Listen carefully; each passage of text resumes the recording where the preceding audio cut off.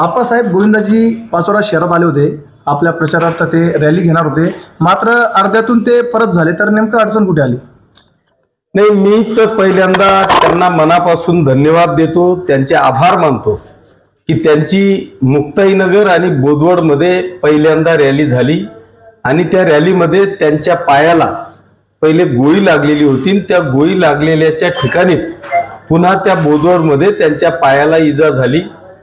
ते तिथूनच जळगाव एअरपोर्टला जाऊन मुंबईला रवाना होणार होते, परंतु मी त्यांना विनंती केली की आमच्या पाचोऱ्याची जनता ही आपल्याला पाहण्यासाठी आतुर झालेली आहे, त्यांचा उत्साह गगनाला भिडलेला आहे, त्याच्यामुळे आपण फक्त पाचोऱ्यापर्यंत या, सगळ्यांना रामराम करा आणि आपण लगेच जा, अशा पद्धतीची विनंती केली.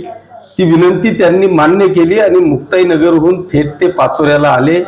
पाचोऱ्याला आल्याच्या नंतर मी त्यांच्याशी चर्चा केली. त्यांनी मला हेलिकॉप्टर मधूनच विनंती केली की मला कृपा करून, मला चेस्ट पेन होते, पायात पण इजा झालेली आहे, मला जर का ग्राउंड मध्येच एक चक्कर मारून आपण रवाना जर केलं तर खूप बरं होईल, मला हॉस्पिटलला जाणं खूप गरजेचं आहे.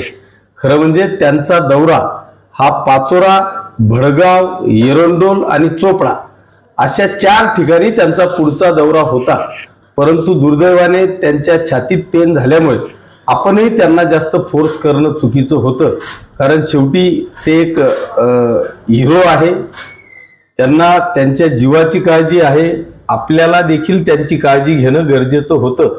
नाही तर मग आपण फक्त आपल्या आग्रहाखातर त्यांना फिरवणं आणि त्यांना जर का जीवाला काही कमी जास्त झालं तर आपल्याला परमेश्वरही माफ करू शकणार नाही. म्हणून मी जास्त आग्रह न करता त्यांना फक्त माझ्या आग्रहास्तव ते 10-15 मिनिटं आले. छत्रपती संभाजी महाराज चौकाजवळच आपण राऊंड मारला आणि ते लगेच 10 मिनिटात हेलिकॉप्टरमध्ये बसून आणि रवाना झाले.